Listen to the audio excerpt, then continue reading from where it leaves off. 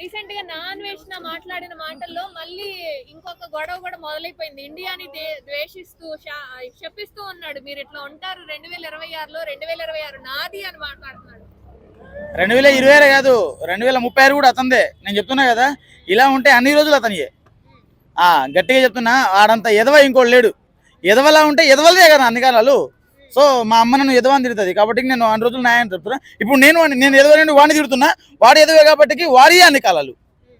అంటే ఏంటి, గరికపాటి గారిని శివాజీ గారిని ఇష్టం వచ్చినట్టుగా తిడుతున్నాడు, కనీసం క్షమాపణ చెప్తున్నాడు అని కూడా అనిపించట్లే వీడియోలో.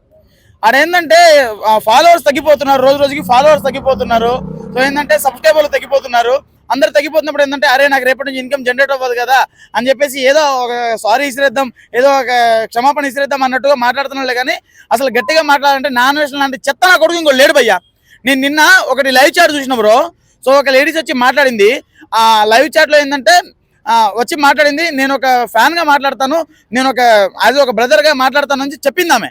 చెప్పిన తర్వాత ఇతనేముందంటే ఏదో రేపులు ఏదో మానవంగా ఏదో జరిగిన టాపిక్ తెచ్చిండు. సో ఆమె చెప్పింది కదా ఇవన్నీ నాకు వద్దని చెప్తే, అభివృద్ధి అంటే నేను వేసుకున్న షార్ట్ అని చెప్పి షార్ట్ లేపి చూపించిండు. ఆ షార్ట్ లేపి లేడీస్ అట్లా షార్ట్ లేపి చూపించిండు.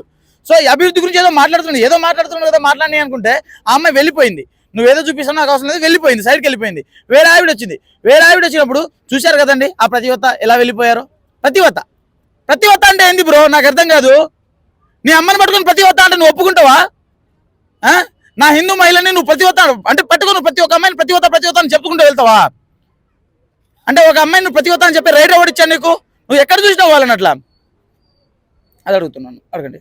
అంటే ఇంకా లైక్ ఆడవాళ్ళని తిట్టడం కానీ రేపుల గురించి మాట్లాడింది కానీ ఇదంతా నేను మంచిగానే మాట్లాడాను, మీరే తప్పుగా అర్థం చేస్తారు. మంచిగా మాట్లాడండి. వాస్తవంగా చెప్పానంటే నాన్ వేసిన ఆ బెట్టింగ్ యాప్లు జరిగినప్పుడు బెట్టింగ్ యాప్లు ఆపడం కానీ ఆ తర్వాత కానీ చాలా మంచిగా మాట్లాడాడు. సో కొన్ని రకాలుగా నాన్ వేసిన లాంటి మంచోడు ఇంకో లేడు అన్నట్టుగా కూడా ఉంది. కాకపోతే ఎక్కడైతే శివాజీ గారిని గరికపాటి గారిని పట్టుకొని కోస్తానమేంది భయ్యా, నాకు అర్థం కాదు. పట్టుకొని అట్లా కోస్తానమేంది. ఆ తర్వాత శివాజీ గారిని ఏమో ఎవడిగా నువ్వు వేసుగాడు అది అని చెప్పి లంజోడుకొని తిరగడం అసలు ఎంతవరకు కరెక్ట్? వాడు అట్లా తిడుతున్నాడు.